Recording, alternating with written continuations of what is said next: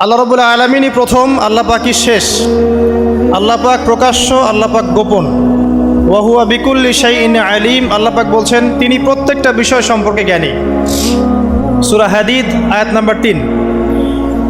তো আমরা বুঝতে পারছি যখন কোনো কিছু ছিল না তখন আল্লাহ রাব্বুল আলামিন ছিলেন, আবার যখন কিছু থাকবে না তখন আল্লাহ পাক থাকবেন।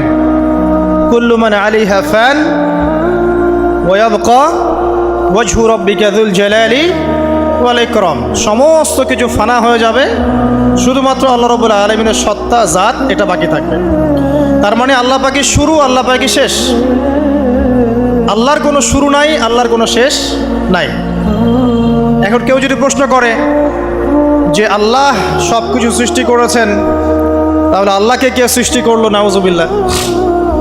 তো তখন আমরা বলবো যদি কেউ আল্লাহকে সৃষ্টি করতো তাহলে তো সেই সৃষ্টিকর্তা হয়ে যেত, তাই নয় কি? এইভাবে এক এক করে যদি আমরা পিছনের দিকে যেতে থাকি তাহলে একটা পর্যায়ে গিয়ে তো আমাদেরকে থামতে হবে। আমরা যেখানে গিয়ে থামছেন সেটাই হচ্ছে আল্লাহ রাব্বুল আলামিন। আল্লাহ পাকের আগে কিছুই ছিল না, বরং অতীত, বর্তমান, ভবিষ্যৎ এটা সময়ের মধ্যে আছে, যে সময়ের মধ্যে আমরা বাস করছি। আল্লাহ রাব্বুল আলামিনের কাছে এরকম অতীত, বর্তমান, ভবিষ্যৎ কিছু নাই। আল্লাহ রাব্বুল আলামিন একা ছিলেন, তখন কিছুই ছিল না। আবার যখন সব কিছু ধ্বংস হয়ে যাবে আল্লাহ পাক একাই থাকবেন, আর কিচ্ছু থাকবে না। এখন আল্লাহ পাক সর্বপ্রথম সৃষ্টি করলেন আরশে আজিম। কি সৃষ্টি করলেন? এবং আরশটা পানির উপরে ছিল। কিসের উপরে? পানির উপরে। এরপরে আল্লাহ রাব্বুল আলামিন সৃষ্টি করেছেন কলম। আল্লাহ পাকের কাছে লাউহে মাহফুজ আছে। লাউহে মাহফুজ মানে সুরক্ষিত একটা ফলক। এখানে আল্লাহ পাক কলমকে বললেন লিখো। কলম বলল যে মাযা আকতুব, আমি কি লিখবো হে আল্লাহ? আল্লাহ পাক বললেন কিয়ামত পর্যন্ত যা যা হবে, শেষ দিন পর্যন্ত যা কিছু ঘটবে লিখে ফেলো। কলম লিখে ফেলেছে কিয়ামত পর্যন্ত কি কি হবে। অতএব আপনার রিজিক নিয়ে এত টেনশন করার কোনো দরকার নেই। বিয়ে শাদী হচ্ছে না, এই জন্য কবরে গিয়ে মানত করার কোনো দরকার নেই। সময় মতো হবে ইনশাআল্লাহ। যখন রিজিক তাকদিরে লেখা আছে সময় মতো ইনশাল্লাহ হবেই। তাকদিরের বাইরে কিচ্ছু হবে না। তো আল্লাহ পাক তাকদির লিখে ফেললেন। এমনকি লাউহে মাহফুজে কোরআনও লিপিবদ্ধ আছে। সূরা বুরুজ পড়েন নাই? বাল হুয়া কুরআনুম মাজিদ ফি লাউহিম মাহফুজ। লাউহে মাহফুজ থেকে কোরআন মাজিদ নাজিল করা হয়েছে প্রথম আসমানে। এরপর প্রথম আসমান থেকে আস্তে আস্তে ধাপে ধাপে বিভিন্ন ঘটনার পালাক্রমে রাসূলুল্লাহ সাল্লাল্লাহু আলাইহি ওয়াসাল্লামের কলবের মধ্যে জিবরাইল আলাইহিস সালামের মারফতে ওহী করা হয়েছে। এই হলো কোরআন, যেটা নাজিল হতে সময় লেগেছে 23 বছর। তো লাউহে মাহফুজ আল্লাহ রাব্বুল আলামিন সব লিখে ফেললেন। এভাবে 6 দিন, আল্লাহ পাকের হিসেবে 6 দিন কত লম্বা আল্লাহ ভালো জানেন। 6 দিনে আল্লাহ রাব্বুল আলামিন এরপর সৃষ্টি করলেন পুরো মহাবিশ্ব। পুরো মহাবিশ্ব বলতে আমি শুধু পৃথিবীর সৌরজগৎ বোঝাচ্ছি না। এই মঙ্গল, বুধ, শনি, বৃহস্পতি এইটুক না, এরকম হাজার হাজার সৌরজগৎ মিলে একটা গ্যালাক্সি হয়, আর হাজারটা গ্যালাক্সি মিলে গিয়ে একটা আসমান হচ্ছে, মহাকাশের একটা ছায়াপথ আসমান হচ্ছে। তো এরকম 7টা আসমান বা 7টা মহাবিশ্ব আল্লাহ পাক সৃষ্টি করলেন মাত্র 6 দিনে। কয় দিনে? ফি সিত্তাতি আইয়াম। 6 দিন আল্লাহ পাক সৃষ্টি করলেন। এরপর আল্লাহ রাব্বুল আলামিন প্রত্যেক মহাকাশে তার যার যার কাজ সেটা দিলেন। যেখানে যেখানে মাখলুক সৃষ্টি করা আল্লাহ পাক করলেন। আল্লাহ রাব্বুল আলামিন মালায়েকা সৃষ্টি করলেন নূর দিয়ে। কি দিয়ে? আলো দিয়ে। আলোর মধ্য দিয়ে আল্লাহ রাব্বুল আলামিন ফেরেশতা সৃষ্টি করলেন। আল্লাহ পাক জিন সৃষ্টি করলেন। জিন কি দিয়ে? আগুন দিয়ে। একদম যেটা উত্তপ্ত আগুন, লাল আগুন, সেই আগুন দিয়ে আল্লাহ পাক জিন জাতিকে সৃষ্টি করলেন। সৃষ্টি করার পর আল্লাহ রাব্বুল আলামিন জিন জাতিকে পৃথিবীতে পাঠিয়েছেন। কোথায়? আর এখন মানুষ পৃথিবীতে যা করছে, জিন জাতীয় কিছুটা এরকমই কাজ করেছিল, বরং তার চেয়েও হয়তো বেশি করেছিল। পৃথিবীতে সে ফিতনা আর ফাসাদ সৃষ্টি করেছিল। এক পর্যায়ে আল্লাহ রাব্বুল আলামিন জিন জাতিকে ধ্বংস করে দিলেন। কিছু কিছু জিনকে আল্লাহ পাক অবশিষ্ট রাখলেন, যেগুলো পাহাড়ে, পর্বতে, বিভিন্ন জায়গায়, সমুদ্রে আশ্রয় নিল। পাহাড়ি এলাকাগুলোতে জিন থাকে, গভীর সমুদ্রে জিন থাকে, জঙ্গলে জিন থাকে। এরকম কিছু জায়গা আছে এগুলোর মধ্যে জিনরা থাকে। তো ওদেরকে ডিস্টার্ব করতে গেলে সমস্যা, আপনাকে ধরে ফেলবে। আর যদি প্রতিদিন সকাল সন্ধ্যার জিকির আজগার ঠিকঠাক মতো না করেন, কোরআন তেলাওয়াত ঠিকঠাক মতো না করেন, নামাজি না হন আর পবিত্র না থাকেন, তাহলে জিন ধরার সম্ভাবনা বেশি। আর আমার মনে হয় এখনকার যে মেয়েগুলো রাস্তাঘাটে ঘোরাফেরা করে, এদের বেশিরভাগই জিন ধরা। কারণ আছে, এমনি এমনি বলি নাই। এটা আপনাকে বুঝতে হলে আল্লাহ এবং তার রাসূলের চোখ দিয়ে দেখতে হবে। তো কারণ তাদের চাল চলন স্বাভাবিক না, কিছু একটা ওদের উপর ভর করেছে। ওই ভরটা করার কারণে তার চাল চলন আজকে এমন হয়ে গেছে। এবং বহু মেয়ের ঘটনা এমন শোনা যায় যে সরাসরি তারা জিন দ্বারা ইফেক্টেড হয়। দেখেন না, রুকিয়া করতে হয়, শরীয়ীভাবে রুকিয়া করতে হয়। তো খেয়াল রাখবেন, সকাল সন্ধ্যার জিকির আজগার ঠিক রাখবেন, কোরআন তেলাওয়াতটা ঠিক রাখবেন, নামাজি হবেন, পাক পবিত্র থাকবেন, জিন আপনাকে কোনো ক্ষতি করতে পারবেন না ইনশাআল্লাহ। জিনরা কিন্তু রাসূল সাল্লাল্লাহু আলাইহি ওয়াসাল্লামেরও ক্ষতি করার চেষ্টা করেছিল। আল্লাহ রাসূল সাল্লাল্লাহু আলাইহি ওয়াসাল্লাম ওটাকে ধরেছিলেন, ধরে মসজিদের খুঁটির সাথে বেঁধে রেখেছে। নামাজের মধ্যে জিন আমাদের নবীকে ডিস্টার্ব করেছিল, আল্লাহ রাসূল ওই জিনকে ধরেছেন, ধরে খুঁটির সাথে বেঁধে রেখেছেন। তারপরে তার মনে পড়লো সুলাইমান আলাইহিস সালামের কথা। সুলাইমান আলাইহিস সালাম বলেছিল আল্লাহকে, আল্লাহ আমাকে যে ক্ষমতা তুমি দিয়েছো, আমার পরে কাউকে এই ক্ষমতা আর দিও না। আর সুলাইমান আলাইহিস সালামকে আল্লাহ পাক জিন জাতিকে অনুগত করে দিয়েছিলেন। সুলাইমান আলাইহিস সালামের নির্দেশে জিন জাতি বিভিন্ন কাজ করত, এমনকি সমুদ্রের মধ্যে ডুবুরির কাজও করত। সমুদ্রের ভিতর থেকে রত্ন বের করে নিয়ে আসতো। এগুলো কিন্তু অলিক রূপকথা নয়, সত্য ঘটনা। তখন নবী সাল্লাল্লাহু আলাইহি ওয়াসাল্লাম বললেন যে আমার ভাই সুলাইমানের কথা আমার মনে পড়ে গেল, তাই আমি জিনটাকে ছেড়ে দিলাম। তো আল্লাহ পাক জিন জাতিকে সৃষ্টি করে এই পৃথিবীতে পাঠানোর পর তারা এরকম ফিতনা এবং ফাসাদ সৃষ্টি করার পরে আল্লাহ পাক ওদেরকে ধ্বংস করে দেন। দেওয়ার পরে আরও অনেক যুগ এবং অনেক শতাব্দী কেটে যায়। কত যুগ কত শতাব্দী আল্লাহ ভালো জানেন। অনেক লম্বা সময় পরে গিয়ে আল্লাহ রাব্বুল আলামিন ফেরেশতাদেরকে ডাকেন। কাদেরকে ডাকেন? তাদেরকে ডেকে বলেন, ওয়াইজ ক্বালা রাব্বুকা লিল মালায়েকা, স্মরণ করো নবী সেই সময়ের কথা যখন তোমার রব ফেরেশতাদেরকে ডাকলেন, ডেকে বললেন, ইন্নী জাইলুন ফিল আরদি খলিফা, হে ফেরেশতা মণ্ডলী, আমি পৃথিবীতে আমার খলিফা পাঠাতে চাই। কি পাঠাতে চাই ভাই? খলিফা। খলিফার দুটো অর্থ, একটা হচ্ছে ওই যে জিনরা যে চলে গেল, ওর স্থলাভিষিক্ত হয়ে আরেকটা জাতি, স্থলাভিষিক্ত হওয়া। আরেকটা ব্যাখ্যা হচ্ছে খলিফা শব্দের মানে হচ্ছে যে ব্যক্তি আল্লাহ পাকের বিধান অনুযায়ী পৃথিবীতে বিচার ফয়সালা করে, সে আল্লাহর খলিফা। আমি কি বুঝাতে পারছি? আল্লাহ পাক ফেরেশতাদেরকে বললেন, আমি পৃথিবীতে আমার খলিফা পাঠাতে চাই, প্রতিনিধি, এবং যে আল্লাহর বিধান দ্বারা বিচার ফয়সালা করে। তখন ফেরেশতারা বলছেন, ক্বালু, ফেরেশতারা বলছেন, আতাজআলু ফিহা মান ইউফসিদু ফিহা ওয়া ইয়াসফিকুদ দিমা, হে আল্লাহ, আপনি কি এমন কোন সৃষ্টিকে আবার পৃথিবীতে পাঠাতে চান যে পৃথিবীতে গিয়ে ফিতনা ফাসাদ সৃষ্টি করবে অথবা রক্তপাত ঘটাবে? ফেরেশতারা এই কথা কিভাবে বলতে পারলো? হ্যাঁ, জিন জাতির অভিজ্ঞতার আলোকে। ঠিক আছে? তখন আল্লাহ পাক বলছেন, ইন্নী আ'লামু মা লা তা'লামুন, দেখো আমি যা জানি তোমরা তা জানো না। মানে তারা ফিতনা ফাসাদ সৃষ্টি করতে পারে, কিন্তু আমার কিছু মুখলেস বান্দা থাকবে যারা এই পথে পা বাড়াবে না। আচ্ছা, এবার আল্লাহ রাব্বুল আলামিন আদম আলাইহিস সালামকে সৃষ্টি করলেন। আল্লাহ পাক নিজের হাত দিয়ে আদম আলাইহিস সালামকে সৃষ্টি করেছেন। সূরা সাদের মধ্যে আল্লাহ পাক বলেছেন, দেখুন, মহাবিশ্বের কোনো সৃষ্টির ব্যাপারে বলা হয়নি যে খলাকতু বিয়াদাই, আমি নিজ হাতে তাকে সৃষ্টি করেছি।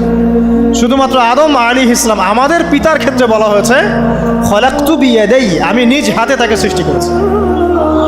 কত সম্মান, কত ভালোবাসা, তাই না? এবার আল্লাহ রাব্বুল আলামিন আদম আলাইহিস সালামকে সমস্ত নাম শিক্ষা দিলেন। সমস্ত নাম মানে কি? ওয়াল্লামা আদামাল আসমাআ কুল্লাহা, আল্লাহ পাক বলছেন, এরপর আমি আদম আলাইহিস সালামকে মহাবিশ্বের যত জ্ঞান আছে সমস্ত নাম শিক্ষা দিয়ে দিলাম। সুবহানাল্লাহ। যেই জ্ঞান ফেরেশতাদেরও ছিল না, যেই জ্ঞান ইবলিসেরও ছিল না। ইবলিস কিন্তু অনেক জ্ঞানী ছিল, অনেক বড় আবেদ ছিল, সে দীর্ঘদিন আল্লাহর ইবাদত করেছে, কিন্তু এই জ্ঞান কিন্তু তারও ছিল না, ফেরেশতাদেরও ছিল না। সুম্মা আরাদাহুম আলাল মালাইকা, এরপর আল্লাহ রাব্বুল আলামিন আদম আলাইহিস সালামকে ফেরেশতাদের সামনে নিয়ে আসলেন, উপস্থাপন করলেন। মহাবিশ্বের ঘটনা, এটা ঘটছে, চিন্তা করেন, এটা কিন্তু ঘটেছে আগে, অতীত। এবার সমস্ত ফেরেশতার সামনে আদম আলাইহিস সালামকে নিয়ে আসা হচ্ছে। এবার বলা হচ্ছে যে হে ফেরেশতারা, তোমরা এই নামগুলো বলে দাও দেখি, তোমরা যদি সত্যবাদী হও। তো ফেরেশতারা বলছেন লা ইলমা লানা ইল্লা মা আল্লামতানা, হে আল্লাহ, আপনি আমাদেরকে যা শিখিয়েছেন এর বাইরে তো কোনো জ্ঞান নাই আমাদের। তারপর আল্লাহ পাক আদমকে বললেন আলাইহিস সালাম, হে আদম, তুমি সব নাম বলে দাও দেখি। এরপর আদম আলাইহিস সালাম সমস্ত নাম একটা একটা করে বলে দিলেন। তাহলে আমাদের পিতা জ্ঞানী ছিলেন, নজ্ঞ ছিলেন? আর আমরা তার সন্তান হিসেবে জ্ঞানী না অজ্ঞ? এটা আমাদের শোভা পায়। আমাদের পিতা ছিলেন মহাবিশ্বের সবচেয়ে জ্ঞানী সত্তা। আল্লাহ রাব্বুল আলামিন তাকে জ্ঞান শিক্ষা দিয়েছেন, সমস্ত জ্ঞান। তবে তার সমস্ত জ্ঞান আর এই মহাবিশ্বের সমস্ত জ্ঞান আল্লাহর জ্ঞানের তুলনায় কতটুকু জানেন? একটা সমুদ্রের মধ্য থেকে এক ফোঁটা পানি উঠালে যেমন হয়, পুরো মহাবিশ্বের জ্ঞান আল্লাহর জ্ঞানের সামনে এতটুকু। আল্লাহ পাকের জ্ঞান এত অসীম, পুরো মহাসাগরের মধ্য থেকে এক ফোঁটা পানি তুললে, ওই যে এক ফোঁটা পানি তুললেন, এটা মহাবিশ্বের জ্ঞান। আর বাকি সমস্ত পানি এটা আল্লাহ পাকের জ্ঞান। ঠিক দুনিয়ার জীবনের এক্সাম্পলটা এমনই। একটা সাগরের মধ্যে আঙ্গুল ডুবালে, আঙ্গুল উঠালে যতটুকু পানি আঙ্গুলে বেঁধে থাকে, এটা দুনিয়া। আর পুরো মহাসাগরটাই হচ্ছে কি? আখিরাত। নবীজি বলছেন সাল্লাল্লাহু আলাইহি ওয়াসাল্লাম, একটা মৃত গাধাকে দেখে বলছেন, সাহাবীরা, তোমরা কি কেউ এই গাধাটাকে 1 দিরহামের বিনিময়ে কিনবে? কান কাটা, মৃত, গলে আছে, এই গাধাটাকে কিনবা 1 দিরহাম দিয়ে? সাহাবীরা বলছেন, মাংনা দিলেও তো কিনবো না। ইয়া রাসূলুল্লাহ, যদি ফ্রিও কেউ দেয়, বিনামূল্যে দেয়, তাও তো নিব না। তখন নবী সাল্লাল্লাহু আলাইহি ওয়াসাল্লাম বলছেন, এটাই হচ্ছে আল্লাহর কাছে দুনিয়ার এক্সাম্পল। ওই মৃত গাধা তোমাদের কাছে যতটা না ইম্পর্টেন্ট, যতটুকু মূল্য রাখে, আল্লাহর কাছে এই দুনিয়া তার চেয়েও কম মূল্য রাখে। তো এই দুনিয়াতে তো সব ফয়সালা হবে না। আমরা তো হতাশ হয়ে যাই না যে দুনিয়াতে এমন কেন, এটা কেন, ওইটা কেন। দুনিয়া এটারই জায়গা। দুনিয়া সব কিছুর কনক্লুশনের জায়গা না, সব কিছুর পরিসমাপ্তির জায়গা হচ্ছে কিয়ামতের মাঠ। ওই দিন যে সফল সে সফল, যে ব্যর্থ সে ব্যর্থ। দুনিয়ার বাড়ি গাড়ি, স্ট্যাটাস, চাকরি বাকরি, ইজ্জত সম্মান, এটা সাফল্য ব্যর্থতার মানদণ্ড নয়, চূড়ান্ত মানদণ্ড নয়। চূড়ান্ত মানদণ্ড কি? ফামান যুহজিহা আনিন নার ওয়া উদখিলাল জান্নাহ ফাকাদ ফাজ। যাকে জাহান্নাম থেকে বাঁচানো হবে, জান্নাতে প্রবেশ করানো হবে, পুলসিরাত পার হতে পারবে, এই একমাত্র ব্যক্তি সফল। তো সাফল্যের সংজ্ঞাটা জেনে রাখবেন, তাহলে আপনি দুনিয়াতে হতাশ হবেন না ইনশাআল্লাহ। এবার কি হলো? যখন আদম আলাইহিস সালাম সমস্ত নাম শিক্ষা দেওয়া সমস্ত নাম বলে দিলেন, এখানে নাম মানে কিন্তু খালি নাম নয়, জ্ঞান বলে দিলেন, তখন আল্লাহ রাব্বুল আলামিন ফেরেশতাদেরকে বললেন, তোমরা সবাই এখন আদমকে সিজদা করো। ওয়া ইয কুলনা লিল মালাইকাতি ইসজুদু লি আদম। আল্লাহ পাক এবার বলছেন, আমি সমস্ত মালায়েকাকে বললাম তোমরা আদমকে সিজদা করো। ফাসাজাদু, সবাই সিজদা করলো, ইল্লা ইবলিস, ইবলিস সিজদা করলো না। কেন করলে না? ইবলিসকে বলা হচ্ছে, ইয়া ইবলিস মা মানাকা আল্লা তাসজুদা ইয আমারতুক, তোমাকে কে নিষেধ করলো সিজদা করতে ওই আদমকে যাকে আমি আদেশ করেছি? কে নিষেধ করলো? তখন ইবলিস বলছে, খলাকতানি মিন নার ওয়া খলাকতাহু মিন তিন, আমাকে সৃষ্টি করেছেন আগুন দিয়ে আর আদমকে সৃষ্টি করেছেন মাটি দিয়ে, আমি কিভাবে তাকে সিজদা করতে পারি? ইবলিস বলতে চাইলো যে আপনি যে বলছেন আদমকে সিজদা করো, আদম তো মাটির তৈরি, আমি তো আগুনের তৈরি, তাহলে আপনি ভুল বলছেন। নাউজুবিল্লাহ। আগুন কেন মাটির সামনে নত হবে? মাটি আগুনের সামনে নত হওয়া উচিত। তার কেয়াস হচ্ছে এমন। কেয়াস মানে কি? তার এটা কি? হ্যাঁ, তার এটা যুক্তি, তার এটা যুক্তি এবং দর্শন যে আমি কেন তাকে সিজদা করব? আমি তো আগুনের তৈরি আর আদম হচ্ছে মাটির তৈরি। তো খলাকতাহু মিন নার ওয়া খলাকতানি মিন তিন, খলাকতানি মিন নার ওয়া খলাকতাহু মিন তিন, আমাকে সৃষ্টি করেছেন আগুন দিয়ে, আদমকে সৃষ্টি করেছেন মাটি দিয়ে। আবা ওয়াস্তাকবারা, আল্লাহ পাক বলছেন সে উদ্ধত হলো এবং অহংকার প্রদর্শন করলো। আর আল্লাহ পাক অনেক কিছু মাফ করে দেন, কিছু কিছু বিষয় আল্লাহ পাক মোটেই পছন্দ করেন। তার মধ্যে একটা হচ্ছে অহংকার, তার মধ্যে একটা হচ্ছে শিরক, তার মধ্যে একটা হচ্ছে অন্যের হক নষ্ট করা, তার মধ্যে একটা হচ্ছে আদম সন্তানকে হত্যা করা, তার মধ্যে একটা হচ্ছে বৃদ্ধ বয়সে ব্যভিচার করা, তার মধ্যে একটা হচ্ছে মুরতাদ হয়ে যাওয়া। ওই যে খ্রিস্টান হয়ে যাচ্ছেন না, খালি মরেন তারপর বুঝবেন, খালি মালাকুল মউত আসুক তারপর বুঝবেন। আল্লাহ রাব্বুল আলামিন বলছেন তার রাসূলের মাধ্যমে, কেউ যদি সাক্ষ্য দেয় আল্লাহ ছাড়া কোনো মাবুদ নাই, মুহাম্মদ সাল্লাল্লাহু আলাইহি ওয়াসাল্লাম শেষ নবী, ঈসা ইবনে মারইয়াম আল্লাহর প্রেরিত নবী, আল্লাহর পুত্র নন, জান্নাত সত্য এবং জাহান্নাম সত্য, এই পাঁচটা বিষয় যদি কেউ সাক্ষ্য দেয় ইনশাআল্লাহ সে জান্নাতে যাবে, তার আমল যেমনই হোক না কেন। টাকার বিনিময়ে, চাকরির বিনিময়ে, সমাজসেবার নামে আর চিকিৎসার নামে ঈমান বিক্রি করে ফেললেন, সুবহানাল্লাহ সুবহানাল্লাহ। তোমাদের এই পৃথিবীতে বেঁচে থাকার চাইতে মাটির তলে চলে যাওয়া ভালো। আবর্জনার কোনো প্রয়োজন নাই আল্লাহর এই জমিনে। এই মুসলিম উম্মার আবর্জনার কোনো প্রয়োজন নাই। এই মুসলিম উম্মার ইমানদার সাহসী তরুণ প্রজন্মের দরকার। আল্লাহ পাক কবুল করুন, আমিন। এরপরে কি হলো? ইবলিস সেজদা করলো না, আবা ওয়াস্তাকবার, সে উদ্ধত হলো এবং অহংকার প্রদর্শন করলো। এবার আল্লাহ পাক জিজ্ঞাসা করলেন, কেন করলে না, কেন করলে না? সে বলল যে আগুন দিয়ে সৃষ্টি করেছেন আমাকে, তাকে সৃষ্টি করেছেন আপনি মাটি দিয়ে, সো আপনি ভুল আমি সঠিক, আমি কেন তাকে সেজদা করব? আল্লাহ পাক তখন আর তার প্রতি রহম করলেন না। আল্লাহ পাক তখন তাকে বলছেন ফখরুজ মিনহা, এখান থেকে বেরো। আল্লাহ পাক যেমন গফুর রহিম আরহামুর রহিমিন, ঠিক তেমনি আল্লাহ পাক শাদীদুল ইকাব, কঠিন শাস্তি দাতাও বটে। আল্লাহ পাক শুধু কি দয়াই করবেন, শাস্তি দিবেন না? দিবেন। ফখরুজ, অপদস্থ হয়ে লাঞ্ছিত হয়ে এখান থেকে বের হয়ে যাও। এখানে অহংকার করার অধিকার তোমাকে দেওয়া হয় না, এখান থেকে বের হয়ে যাও। এবার ইবলিস বের হয়ে যাচ্ছে। বের হয়ে যাওয়ার সময় ইবলিস বলছে রব্বি, কি বলছে? রব্বি। দেখেন ইবলিস আল্লাহকে বলছে রব্বি, মানে ইবলিস আস্তিক। ইবলিস কি আস্তিক? ইবলিস আল্লাহ বিশ্বাস করে।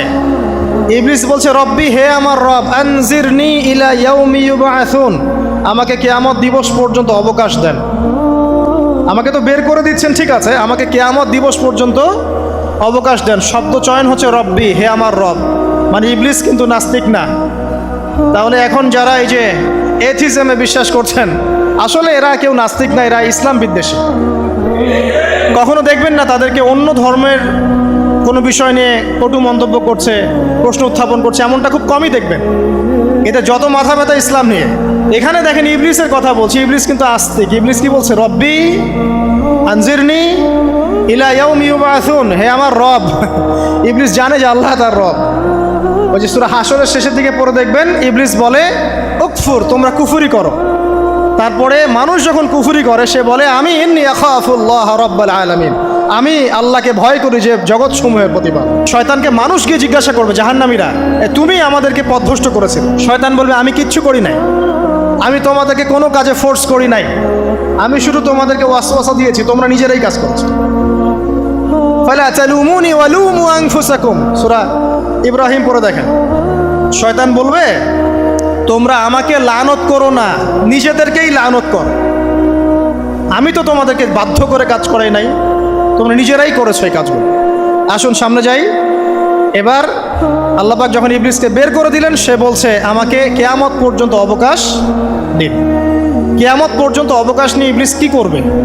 উত্তর, ইবলিস বলছে ফাবিমা আগওয়াইতানি, হে আল্লাহ, যে কারণে বা যে আদমের কারণে আপনি আমাকে এখান থেকে বের করে দিলেন, লাআকউদান্না লাহুম সিরাতাকাল মুস্তাকিম, আমি সে আদম সন্তানের সরল পথে ওত পেতে বসে থাকবো। শয়তানের কথা কি মনে থাকবে যুবক ভাইরা? শয়তানের চ্যালেঞ্জ কি?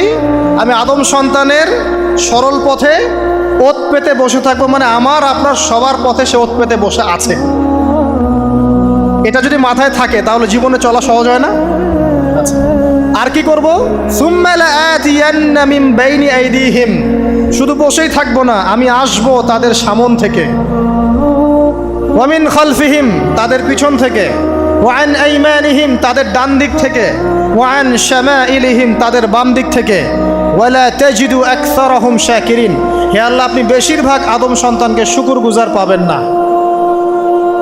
কার কথা? শয়তানের এই কথাটা কি সত্য না মিথ্যা? এখন বেশিরভাগ লোক নামাজ পড়ে না পড়ে না? পড়ে পড়ে না। বেশিরভাগ মুসলিমের দাড়ি আছে না নাই? বেশিরভাগ মুসলিম সুদ খায় না খায় না? এখন বেশিরভাগ তরুণ প্রজন্মের জেনায় আছে না নাই? পর্নোগ্রাফি সবাই দেখে না দেখে না? অন্যের সম্পদ আত্মসাৎ মানুষ করছে না? দুর্নীতি করছে না? ঘুষ খাচ্ছে না? ইসলামের বিধান 100% পালন করে কত পার্সেন্ট মানুষ? খুব কম। আচ্ছা বাদ দেন এত বড় বড় কথা, শুধু কোরআনুল কারীম তেলাওয়াত করতে পারে কতজন মানুষ? বলি না আমরা 90% মুসলিমের বাংলাদেশ, তো 90% মুসলিমের বাংলাদেশে কত ভাগ মুসলিম কোরআন তেলাওয়াত করতে পারে? একটা শুমারি করে দেখেন, কোরআন শুমারি, এটা কোরআন শুমারি করে দেখেন যে কত পার্সেন্ট মুসলিম শুদ্ধ করে কোরআন পড়তে পারে। যারা পড়তে জানে তাদেরও পড়া যে কত ভুল আছে আলেম ওলামার কাছে গেলে বুঝতে পারবেন। আর এই ভুলের কারণে যে অর্থ কত পরিবর্তন হচ্ছে আপনি তো জানেনই না। তো এই যে শয়তান বলেছে ওয়ালা তাজিদু আকসারাহুম শাকিরিন, আপনি বেশিরভাগকেই শুকরগুজার পাবেন। তো কথা সত্য না মিথ্যা? দেখেন ও কিন্তু তার মিশনের মধ্যে ঠিকই আছে। কথা যে সত্য তার প্রমাণ সহিহ বুখারীর একটা হাদিস, যেটা 4 বার এসেছে বুখারীর মধ্যে, যে আদম আলাইহিস সালামকে ডাকা হবে কিয়ামতের মাঠে, ডেকে বলা হবে তোমার সন্তানদের মধ্য থেকে জাহান্নামীদেরকে আলাদা করে দাও। আদম আলাইহিস সালাম বলবেন কতজনকে আলাদা করে দিব? আল্লাহ পাক বলবেন প্রতি 1099 জনকে জাহান্নামের জন্য আলাদা করে দাও। শয়তানের কথা ঠিক না ঠিক? এবার আল্লাহ রাব্বুল আলামিন তাকে বের করে দিলেন। ইবলিস এবার বের হয়ে গেল, চ্যালেঞ্জও করলো।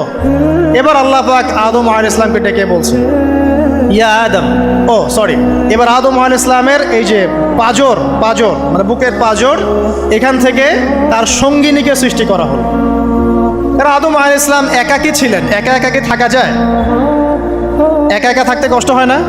একজন জীবন সঙ্গী লাগে না? তো আদম আলাইহিস সালামের এই বাম পাজরের হাড় থেকে হাওয়া আলাইহিস সালামকে সৃষ্টি করা হলো।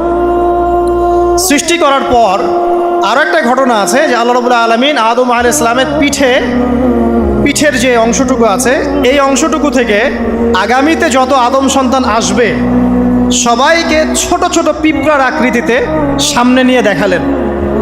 সুবহানাল্লাহ, যত আদম সন্তান আসবে আল্লাহ পাক সবাইকে আদমের সামনে দেখালেন এবং বললেন এই যে শুভ্র অংশ যারা, মানে সাদা অংশ যারা, তারা তোমার সন্তানদের মধ্য থেকে সবাই জান্নাতি। আর তোমার এই যে বাম পাশে যেগুলো কালো কালো ছোট ছোট আকৃতি দেখছো, এগুলো সব তোমার সন্তানদের মধ্য থেকে জাহান্নামী। আমরা দোয়া করি আমরা তাদের অন্তর্ভুক্ত না হই। এবার আল্লাহ পাক সবাইকে বললেন, সূরা আরাফের মধ্যে আসছে 182 নম্বর আয়াতে মনে হয়, আল্লাহ পাক বলেন আলাস্তু বিরব্বিকুম, হে আদমের সন্তানরা আমি কি তোমার রব নই? আমি কি তোমাদের রব নই? আলাস্তু বিরব্বিকুম, আমি কি তোমাদের রব নই? আলাস্তু বিরব্বিকুম, আমি কি তোমাদের রব নই?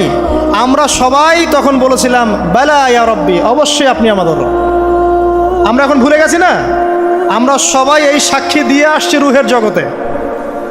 আর রুহের জগৎ বলে একটা জগৎ আছে, অনেক জগৎ আছে। রুহের জগৎ একটা, দুনিয়ার জগৎ একটা, জিন জাতির জগৎ আলাদা, বারজাখ পরকালে যে কবরে রাখার পরে বারজাখের জগৎ একটা, আর দারুল করার যেটা হবে একদম জান্নাত জাহান্নাম, ওটা আরেকটা জগৎ। এই যে মহাবিশ্ব যে সম্প্রসারিত হচ্ছে, এক এক গ্যালাক্সিতে এক একটা জগৎ না, এরকম বহু জগৎ আছে। রুহের জগতে আমরা এই ওয়াদা আল্লাহর কাছে করে এসেছি, এটাকে আহদে আলাস্তু বলে। কি বলে? আহদে আলাস্তু, মানে আলাস্তু বি রব্বিকুম, আমি কি তোমাদের রব নই? আমরা বলেছিলাম হ্যাঁ আপনি আমাদের রব। একটা মজার কথা আছে এখানে, যখন আদম আলাইহিস সালাম দেখছিলেন তার সন্তানদেরকে সাদা সাদা আকৃতি ছোট ছোট, এর মধ্যে একটা সন্তানকে দেখে, একজন সন্তানকে দেখে তার প্রচণ্ড ভালো লেগেছিল এবং তিনি অত্যন্ত সুদর্শন ছিলেন। তাকে দেখে তার প্রচণ্ড রকম ভালো লেগেছিল। আল্লাহ পাককে তিনি জিজ্ঞাসা করলেন, হে আল্লাহ আমার সন্তানদের মধ্যে একে, এই সুন্দর সন্তান কে? আল্লাহ পাক বললেন সে হচ্ছে তোমার সন্তান দাউদ। কি নাম? দাউদ আলাইহিস সালাম। আর আপনাকে বলে রাখি, আদম আলাইহিস সালামের ব্যাপারে যেমন আল্লাহ পাক বলেছেন আদম আমার খলিফা, ঠিক দাউদ আলাইহিস সালাম সম্পর্কেও আল্লাহ পাক বলেছেন দাউদ আমার খলিফা। বুঝতে পারলেন? কোথায় আছে? সূরা সদ পড়ে দেখেন। ঠিক আদম আলাইহিস সালাম সম্পর্কে আল্লাহ পাক বলেছেন না যে আমি পৃথিবীতে খলিফা পাঠাচ্ছি, ঠিক দাউদ আলাইহিস সালাম সম্পর্কেও আল্লাহ পাক বলেছেন দাউদ আমার খলিফা। ইয়া দাউদ ইন্না জাআলনাকা খলিফাতান ফিল আরদ ফাহকুম বাইনান নাসি বিল হক ওয়া লা তাত্তাবি'ল হাওয়া। আয়াতটা পড়ে দেখবেন, ওইদিকে আমি পরে আসছি। তো ওই সন্তানকে দেখে তার এত ভালো লাগলো, আল্লাহর কাছে তিনি জিজ্ঞাসা করছেন, হে আল্লাহ আমার এই সন্তানের হায়াত কত? আল্লাহ পাক বলছেন তোমার এই সন্তানের হায়াত হচ্ছে 60 বছর। কত বছর? 60 বছর। আর আমাদের উম্মতে মুহাম্মাদের কিন্তু গড় আয়ু এরকম 60-65, এর বেশি না গড় আয়ু। তখন আদম আলাইহিস সালাম বলেন, আল্লাহ আমার হায়াত থেকে তাকে 40 বছর দিয়ে দাও, আমার হায়াত থেকে তাকে 40 বছর দিয়ে দাও। আল্লাহ পাক তাকে 40 বছর দিয়ে দিলেন। তাই আদম আলাইহিস সালামের 1000 বছর হায়াত হয়ে গেল 960 বছর, আর দাউদ আলাইহিস সালামের 40 বছর হায়াত হয়ে গেল 100 বছর। এখন আসেন এই জায়গায় যে আদম আলাইহিস সালাম এবং দাউদ আলাইহিস সালাম দুইজনকে আল্লাহ পাক কি বলেছেন? খলিফা। খলিফা কে? খলিফা কাকে বলে? এটা একটু শুনে নি ছোট্ট করে। সূরা সদ পড়বেন 24-26 নম্বর আয়াত। আল্লাহ পাক বলছেন, ইয়া দাউদ, হে দাউদ, খলিফার কাজ কি এটা শোনেন। হে দাউদ ইন্না জাআলনাকা খলিফাতান ফিল আরদ, নিশ্চয়ই আমি আল্লাহ তোমাকে পৃথিবীতে খলিফা করেছি। কি করেছি? খলিফা করেছি। তোমার কাজ কি? ফাহকুম বাইনান নাসি বিল হক, মানুষের মাঝে আল্লাহর বিধান দ্বারা হকের মানদণ্ডে বিচার ফয়সালা করবে। তাহলে আল্লাহর খলিফার দায়িত্ব কি? আল্লাহর বিধান দ্বারা বিচার ফয়সালা করা। ওয়ালা তাত্তাবি'ল হাওয়া, তুমি নিজের প্রবৃত্তির অনুসরণ করবে না। ফায়ুদিল্লাকা আন সাবিলিল্লাহ, তাহলে তোমাকে এটা সরল পথ থেকে বিচ্যুত করে দেবে। ইন্নাল্লাযীনা ইউদিল্লুনা আন সাবিলিল্লাহ, নিশ্চয় যারা আল্লাহর পথ থেকে বিচ্যুত হয়ে যায়, লাহুম আযাবুন শাদীদ, তাদের জন্য কঠিন শাস্তি আছে। বিমা নাসু ইয়াউমাল হিসাব, এই কারণে যে তারা হিসাবের দিনটা ভুলে গেছে।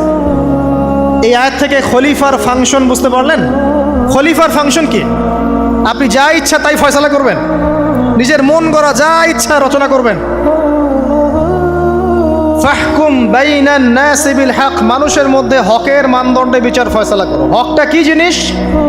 আমার দর্শন হক, আমার ফিলোসফি হক, আমার যুক্তি, আমার বিজ্ঞান, এগুলোই হকের মানদণ্ড। হকের মানদণ্ড কি? কোথায় উত্তর আছে? কোরআনেই উত্তর আছে। কোন সূরা? সূরা কাহফ। কত নম্বর আয়াত? আয়াত নম্বর 29। আল্লাহ পাক বলছেন, ওয়াকুলিল হাক্কু মির রাব্বিকুম, হক সেটাই যা তোমার রবের পক্ষ থেকে নাজিল। কথা কি ক্লিয়ার? হক কি জিনিস? যা তোমার রবের পক্ষ থেকে নাজিল হয়। ফামান শাআ ফালইউমিন, যার ইচ্ছা হয় সে স্বীকার করুক। ওয়ামান শাআ ফালইয়াকফুর, যার ইচ্ছা হয় সে অস্বীকার করুক। ইন্না আ'তাদনা লিয-যালিমিনা নারান, অস্বীকারী জালেমদের জন্য আমি আগুন প্রস্তুত করে রেখেছি। তো এখানে আপনি হকের সংজ্ঞা পেলেন এবং হকের মানদণ্ডে বিচার ফয়সালা করলে পরে খলিফা হয়। যদি আল্লাহ পাকের হকের মানদণ্ডে কেউ ফয়সালা না করে, সে আল্লাহর খলিফা নয়, সে শয়তানের খলিফা। কথা কি ক্লিয়ার? আচ্ছা, এখন যদি আপনি বাধ্য হন কোনো ক্ষেত্রে সেটা আলাদা বিষয়, বাধ্য হয়েছেন সেটা আলাদা বিষয়, কিন্তু আকীদা স্পষ্ট থাকতে হবে যে আল্লাহ রাব্বুল আলামিনের বিধান চূড়ান্ত, এর উপর কোনো বিধান নাই। এখন আপনি আদম এবং দাউদ আলাইহিস সালামের মধ্যে একটা সম্পর্ক বুঝতে পারলেন। এবার আল্লাহ পাক আদম আলাইহিস সালামকে ডাকলেন, ডেকে বলছেন, আদম এবং হাওয়া, তোমরা দুজন উসকুন আনতা ওয়া যাওজুকাল জান্নাহ, এবার তুমি আর তোমার স্ত্রী হাওয়া তোমরা জান্নাতে থাকো। ফাকুলা মিনহা রাগাদান হাইথু শি'তুমা, জান্নাতের যেখান থেকে ইচ্ছা তোমরা ফল খাও বা যা ইচ্ছা তাই করো, সব কিছু উন্মুক্ত তোমাদের জন্য জান্নাতে। একটা বিষয়, ওয়ালা তাকরাবা হাযিহিশ শাজারা, এই যে গাছটা দেখছো এই গাছের কাছেও যাবে না। এখানে শব্দ এমন না যে গাছের ফল খাবে না, শব্দ হচ্ছে এমন গাছের কাছেও যাবে না। যেমন ওয়ালা তাকরাবু জিনা, জেনা করবে না আল্লাহ পাক বলেননি, বলেছেন জেনার কাছেও যাবে না। ওয়ালা তাকরাবু মাল আল ইয়াতিম, ইয়াতিমের মাল খাবে না আল্লাহ পাক বলেন নাই, আল্লাহ বলছেন ইয়াতিমের মালের কাছেও যেও না। আমি কি বুঝাতে পারছি? এই গাছের কাছেও যেও না। এবার জান্নাতে তারা থাকতে লাগলেন। এবার ইবলিস তো আর হাল ছেড়ে দেয় নাই, সে কি বলেছিল? ডান বাম সামন পিছন সব দিক থেকে আসবে। সে এসে ওয়াসওয়াসা দেয়। কি ওয়াসওয়াসা দেয়? হে আদম, হাল আদুল্লুকা, আমি কি তোমাকে বলে দিব আলা শাজারাতিল খুলদ ওয়া মুলকিন লা ইয়াবলা। হে আদম, আমি কি তোমাকে বলে দিব এমন একটা গাছের কথা যেই গাছের ফল খেলে পরে তুমি চিরস্থায়ী জীবন লাভ করবে, কোনো দিন মারা যাবে না। এই চিরস্থায়িত্বের টোপ দিচ্ছে কে? এই চিরস্থায়ী ক্ষমতার টোপে মানুষ পথ হারাচ্ছে না পৃথিবীতে। ওয়া মুলকিন লা ইয়াবলা, এমন রাজত্ব পাবে যেই রাজত্ব কখনো ক্ষয় হবে না। চিরস্থায়িত্বের টোপ, রাজত্বের টোপ, এই দুটোই হচ্ছে পৃথিবীতে মানুষকে পথভ্রষ্ট করার শয়তানের অস্ত্র। কথা মনে বুঝতে পারেন না? আমার মাথার উপর দিয়ে যাচ্ছে, বুঝতে পারবেন ইনশাআল্লাহ।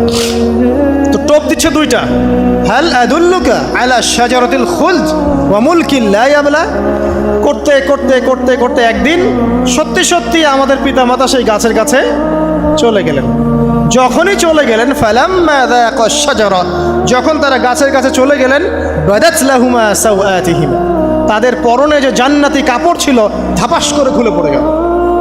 ইন্না লিল্লাহি ওয়া ইন্না ইলাইহি রাজিউন। আমাদের পিতামাতাকে পুরো মহাবিশ্বে ফেরেশতাদের সামনে জান্নাতে নগ্ন করে দিল ইবলিস।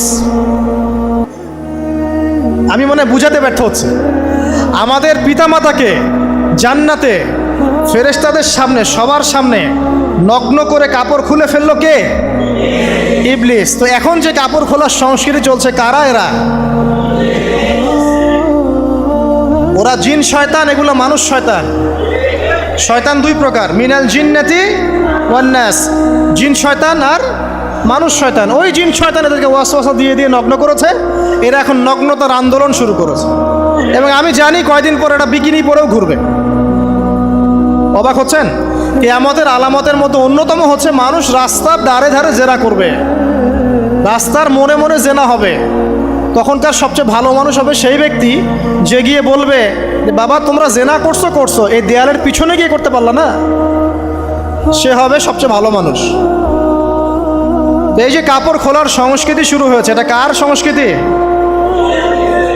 বাদাত লাহুমা সাওআতিহিমা। আল্লাহ পাক আরো বলছেন, ইয়া বানি আদম, হে আদম সন্তান, লা ইয়াফতিনান্নাকুমুশ শাইতান, শয়তান যেন তোমাদেরকে ফিতনায় ফেলতে না পারে। কামা আখরাজা আবাওয়াইকুম মিনাল জান্নাহ, ঠিক যেভাবে শয়তান তোমাদের পিতা মাতাকে জান্নাত থেকে বের করে দিয়েছিল। আর কি করেছিল? কামা আখরাজা আবাওয়াইকুম মিনাল জান্নাহ ইয়ানজিউ আনহুমা লিবাসাহুমা, শয়তান তোমাদের পিতা মাতার লেবাস পোশাক খুলে ফেলেছিল। ঠিক এভাবেই যেন পৃথিবীতে শয়তান তোমাদেরকে ফিতনায় ফেলতে না পারে, আল্লাহ পাক সতর্ক করছেন।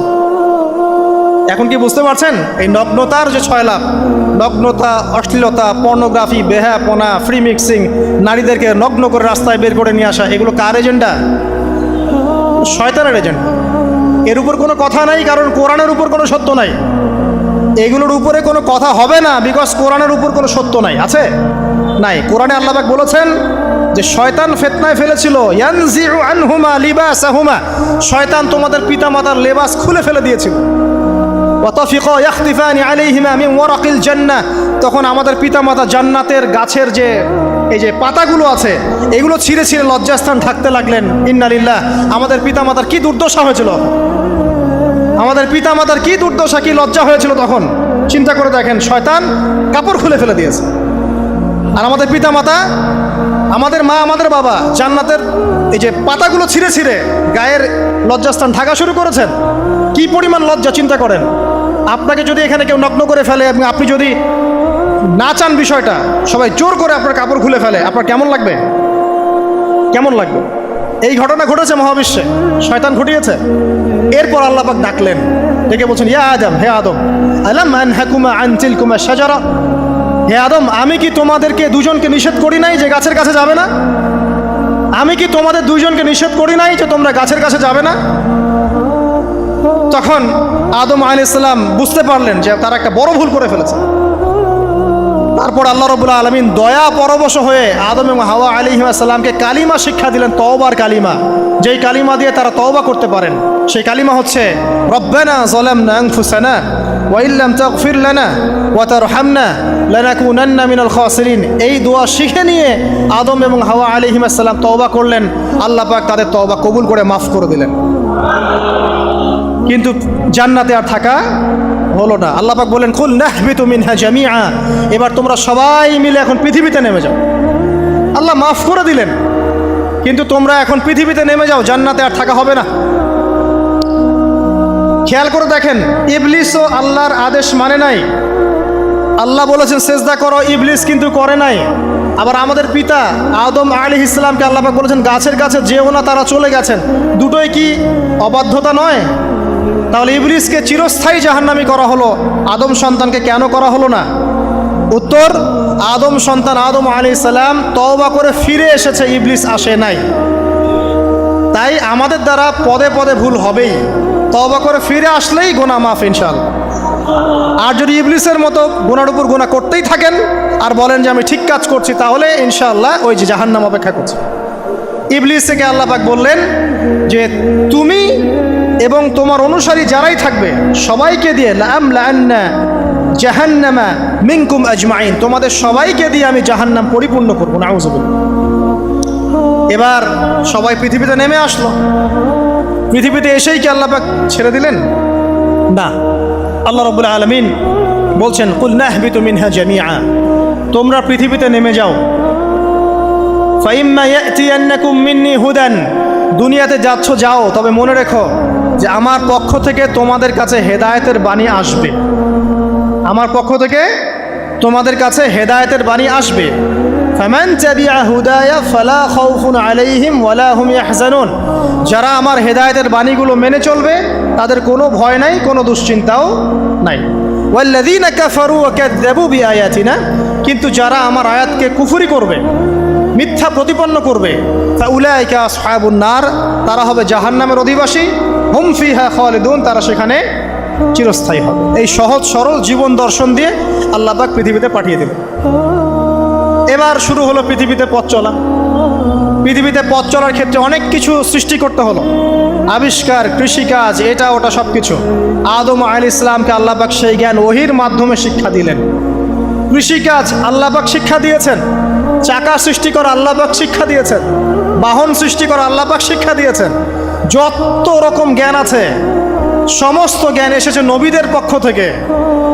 সব কিছু জ্ঞানের মূল ভিত্তি এসেছে নবীদের কাছ থেকে, আল্লাহর ওহীর কাছ থেকে। যত সভ্যতা দেখছেন বড় বড়, সমস্ত সভ্যতা শুরু হয়েছে নবী দ্বারা, এবং সভ্যতা শেষও হবে একজন নবী দ্বারা। তার নাম কি? ঈসা ইবনে মারইয়াম। আদম আলাইহিস সালাম আল্লাহর দেয়া শিক্ষায় শিক্ষিত হয়ে দুনিয়াতে চলতে লাগলেন এবং তওবা ইস্তেগফার করতে লাগলেন, কাঁদতে লাগলেন। দীর্ঘকাল তারা ক্রন্দন করেছেন। কি কারণে? ওই যে একটা ভুল তারা করে ফেলেছে। দুনিয়াতে এসে ক্রন্দন করতে আল্লাহ রাব্বুল আলামিন এক পর্যায়ে তওবা কবুল করে ফেললেন। এবার সামনে যান। তাদের সন্তান হলো হাবিল এবং কাবিল। নাম শুনেছেন? শোনেন নাই? হাবিলের কুরবানি কবুল হয়, কাবিলের কুরবানি কবুল হচ্ছে না। বিকজ কাবিল এর কুরবানির মধ্যে ইখলাস নাই। ভাইয়ের কুরবানি কেন কবুল হচ্ছে, আমারটা কেন হচ্ছে না? হিংসার বশবর্তী হয়ে কাবিল হাবিলকে হত্যা করে ফেললো। নবী পরিবারের সদস্য হয়েও কাবিল এরকম অন্যায় করে ফেলল। আর কি হলো? রাসূল সাল্লাল্লাহু আলাইহি সাল্লাম বলেছেন, পৃথিবীতে যত মানুষ অন্যায়ভাবে নিহত হবে, পৃথিবীতে যত মানুষ অন্যায়ভাবে খুন হবে, সমস্ত খুনের পাপের একটা অংশ কাবিলের আমলনামায় যুক্ত হবে। কারণ সেই প্রথম খুন চালু করেছে। এই যে আজকে গুনাহে জারিয়া চালু করছেন না, সুদী এনজিও, সুদী সমিতি, সিনেমা হল, এইটা ওইটা, মদের বার, যত গুনাহে জারিয়া চালু করছেন, মৃত্যু হবে, কবরে যাবেন ঠিকই, কিন্তু গুনাহ কমবে না ইনশাআল্লাহ। মনে করেন একজন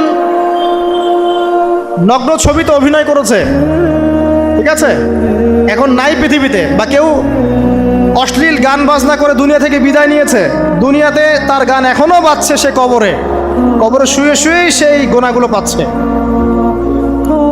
ঠিক আপনি যদি এখন ভালো কোনো কাজ করেন, দিনই কোনো ভালো কাজ করেন, মসজিদ হোক, মাদ্রাসা হোক, ইয়েতিমখানা হোক, বিধবাদের কোনো প্রকল্প হোক, বৃদ্ধাশ্রম হোক, মানবতার কোনো কল্যাণমূলক কাজ হোক, মৃত্যুর পরেও ইনশাল্লাহ আপনি নেকি পেতে থাকবেন। সদকায়ে জারিয়া আর গুনাহে জারিয়া ভালো করে বুঝবেন। একটা গুনাহ করে মাফ নেওয়া আলাদা বিষয়, আর গুনাহ চলতে থাকাটা আর একটা বিষয়। আল্লাহ আমাদেরকে হেফাজত করুন, আমিন। নবী পরিবার এগিয়ে গেল, এবং তাদের সময়ে তারা শুধু ক্রন্দন করেছেন, ইবাদত করেছেন, আল্লাহর কাছে ইস্তেগফার করেছেন এবং ওই যে জান্নাতে ফিরে যাওয়ার জন্য তারা আপ্রাণ চেষ্টা করেছেন। এক পর্যায়ে আদম আলাইহিস সালামের বয়স যখন 960 বছর হলো, আল্লাহ রাব্বুল আলামিন তাকে ওফাত দিলেন, তার ইন্তেকাল হয়ে গেল। ইন্না লিল্লাহি ওয়া ইন্না ইলাইহি রাজিউন। এরপরেও নবী পরিবার চলতে লাগলো, চলতে চলতে পরবর্তীতে আসলেন নূহ আলাইহিস সালাম, তারপরে ইব্রাহিম, আদ জাতি, তারপর সামুদ, তারপরে শুআয়ব, কওমে মাদিয়ান, মূসা, দাউদ, সুলাইমান, ইসহাক, ইয়াকুব। নবী পরিবার চলতেই লাগলো। এক পর্যায়ে ঈসা আলাইহিস সালামের পরে মুহাম্মদ সাল্লাল্লাহু আলাইহি ওয়াসাল্লামের মধ্য দিয়ে নবীদের সিলসিলা আল্লাহ পাক শেষ করে দিলেন। এভাবেই সভ্যতা এগিয়ে গেছে, এভাবেই আমাদের পিতামাতার হাত ধরে জ্ঞান পৃথিবীতে এসেছে। এবং ওই যে শয়তানের মিথ্যা প্রলোভন, প্রতারণা, এর ফলশ্রুতিতে ওই যে আমাদের পিতামাতার গা থেকে কাপড় খুলে পড়লো, আল্লাহ পাক রাগান্বিত হয়ে সবাইকে দুনিয়াতে নামিয়ে দিলেন, ইবলিসকে চিরস্থায়ী জাহান্নামী ঘোষণা করলেন। কিন্তু আমাদের পিতামাতার ক্রন্দন, তওবা, ইস্তেগফার আমলের বদৌলতে, আল্লাহর রহমতে আল্লাহ পাক পিতামাতাকে মাফ করে দিলেন, আলহামদুলিল্লাহ। এভাবেই মানব জাতি এগিয়ে যাচ্ছে। আজকে আমরা এই পর্যায়ে পর্যন্ত এসেছি। আদম আলাইহিস সালামের এই সংক্ষিপ্ত জীবনী থেকে আমরা কি শিখলাম? আমরা শিখলাম যে আল্লাহ রাব্বুল আলামিন অনেক ভালোবেসে, অনেক মহব্বত করে, মমতা দিয়ে, মায়া দিয়ে নিজের হাতে আমাদের পিতাকে সৃষ্টি করেছেন। এক, দুই, আমাদের পিতাকে আল্লাহ রাব্বুল আলামিন তার পক্ষ থেকে জ্ঞান শিক্ষা দিয়েছেন। এই কারণে আদম সন্তানরা জন্ম থেকেই দেখবেন কিছু না কিছু জ্ঞানী হয়েই থাকে। জ্ঞান আপনার ডিএনএর মধ্যে থাকেই। আল্লাহ রাব্বুল আলামিন আদম আলাইহিস সালামের মধ্যে রূহ ফুঁকে দিয়েছেন। আল্লাহ রাব্বুল আলামিন আদম আলাইহিস সালামকে জান্নাতে রেখেছেন। আল্লাহ রাব্বুল আলামিন গাছের কাছে যাওয়ার পরেও তওবা ইস্তেগফারের মধ্য দিয়ে তাকে মাফও করে দিয়েছেন।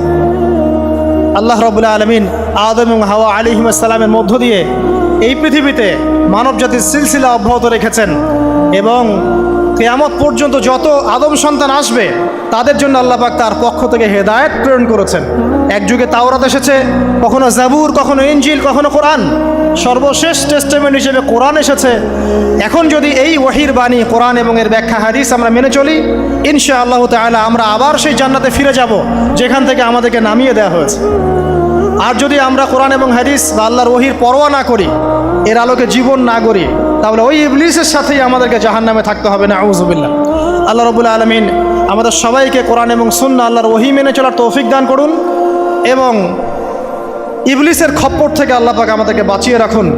ইবলিসের যত এজেন্ট আছে, ওদের যে দুরভিসন্ধি, ষড়যন্ত্র এবং শয়তানি ফাঁদ, এগুলো থেকে আল্লাহ পাক আমাদেরকে, আমাদের মা বোনদেরকে, আমাদের পরিবারের সদস্যদেরকে, আমাদের সমাজকে, রাষ্ট্রকে আল্লাহ পাক হেফাজত করুন, বাঁচিয়ে রাখুন, আমিন।